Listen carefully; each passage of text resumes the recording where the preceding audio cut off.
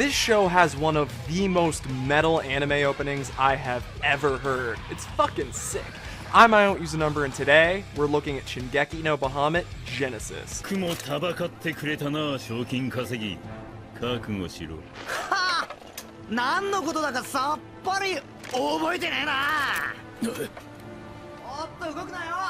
お前らの大事な探し物が一瞬でパーだぜ。この嘘つきめが。嘘つき？ああ、ミラ、どうだ？もう一回水浴びしてみたくないか？そうこなくっちゃな。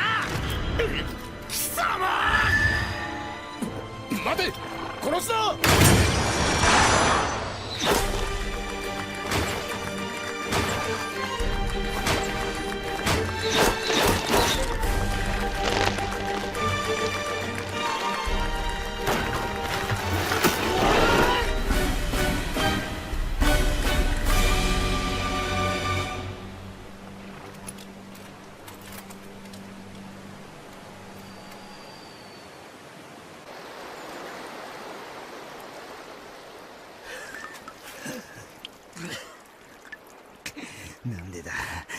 なんで助けちまったんだ俺。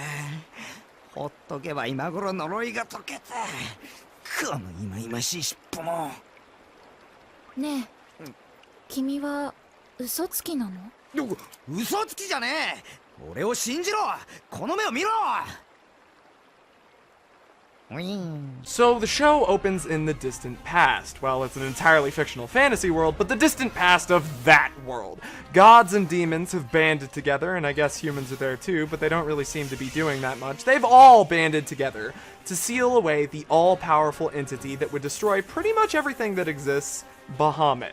Fast forward 2,000 years to our primary protagonist, Favaro. He's a bit of the dashing rogue type, a bounty hunter who tracks down and captures or kills various monsters and criminals, traveling the land, attempting to seduce the local women, and living payday to payday. But even if he wanted to, he probably couldn't settle down in one place. He's being pursued by a former knight and current bounty hunter by the name of Kaisar. He claims that Favaro ruined his life and seeks justice.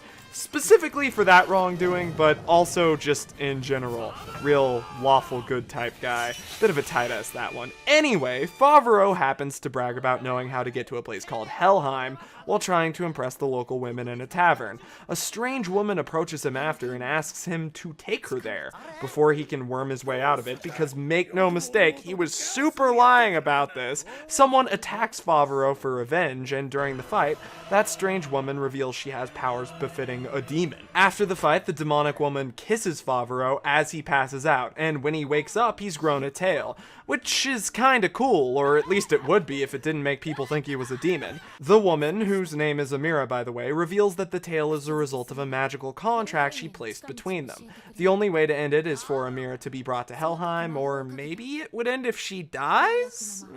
Magic is weird. So, Favaro and Amira set off for Helheim, with Kaisar and a group of knights led by a holy saint in pursuit. As their journey continues, demons, gods, and other factions interfere, and the characters get caught up in the political machinations and power struggles of this world, as they collect on bounties, which are collected through magical means, which is why people pursued by the fantasy authorities can still, do them to make enough to continue the journey. And it is an interesting world, a fantasy setting, and gods and demons and monsters and magic obviously aren't anything new, but the application of those concepts and how they interact with each other within this setting makes for something fresh. The visuals help with this. It at times looks somewhat faded and grim, but it achieves that aesthetic without sacrificing color, at least not entirely. And those visuals fit with the themes of the story. It's a fun adventure, but it's also willing to get incredibly dark. The personalities of most of the cast are striking and likable, but some of those characters are going to die. This might seem odd, but it kinda gave me a tabletop RPG vibe, specifically Dungeons & Dragons, with what's going on in the setting and how the characters related to the world as a whole. And, of course, the swashbuckling sense of adventure. Whether the characters are fighting to run or kill, the action was intense, and it was easy to understand the stakes of every encounter, but it still moved fast.